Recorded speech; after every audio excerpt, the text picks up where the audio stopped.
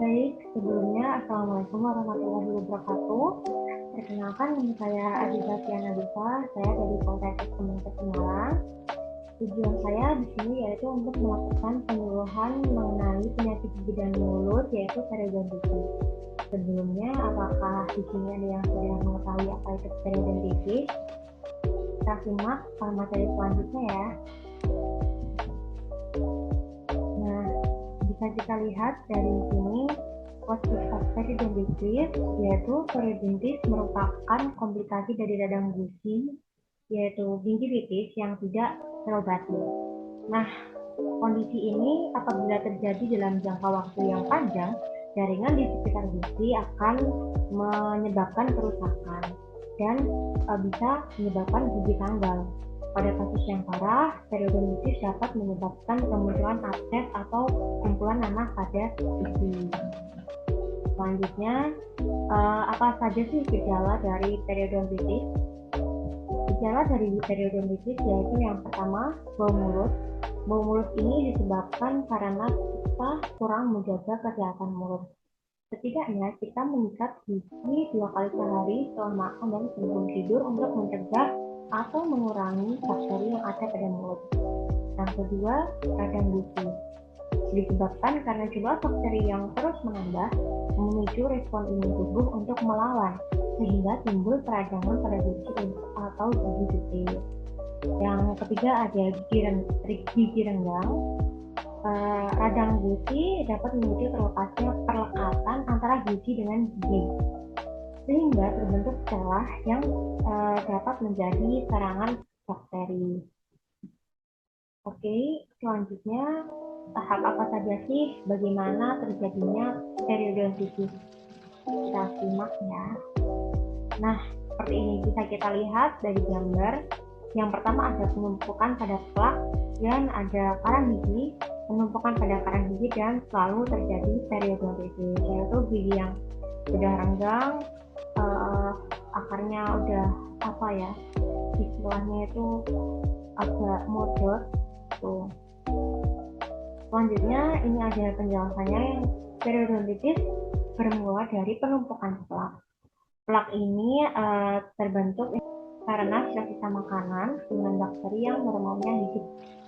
Nah, apabila plak ini tidak dibersihkan dalam jangka lama, itu akan membentuk karang gigi.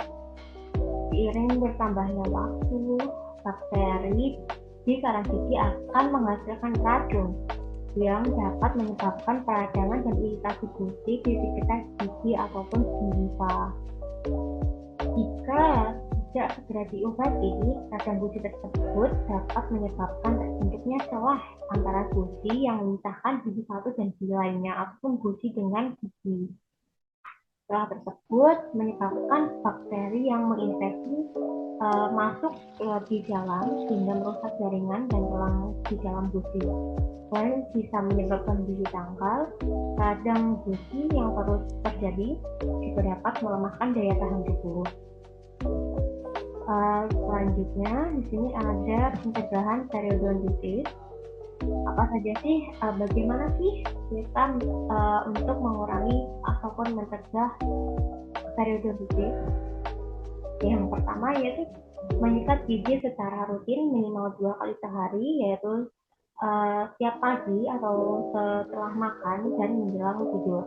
Yang kedua, membersihkan sela-sela gigi menggunakan benang gigi atau yang dinamakan dental floss. Kalian bisa dapatkan itu di apotek maupun di Shopee ataupun di toko-toko yang menyediakan dental floss tersebut ya. Nah, apabila sudah terjadi periodontitis, apa saja sih pengobatan yang harus kita lakukan?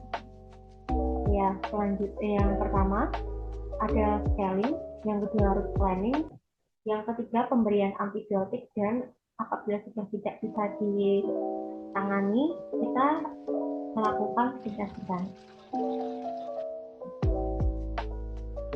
Nah, scaling, tujuan pada scaling ini yaitu menghilangkan karang gigi yang ada pada mulut yang menyebabkan bakteri tersebut menumpuk.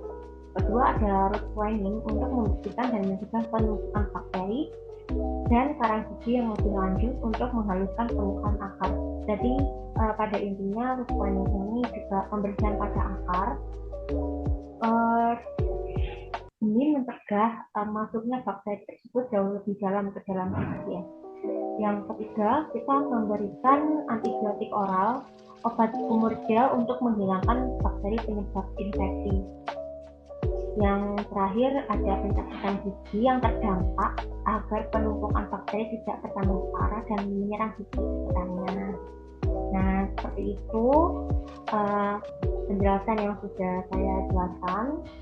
Kesimpulannya yaitu periodontitis itu radang gusi ataupun gingivitis yang sudah lama tidak terobati.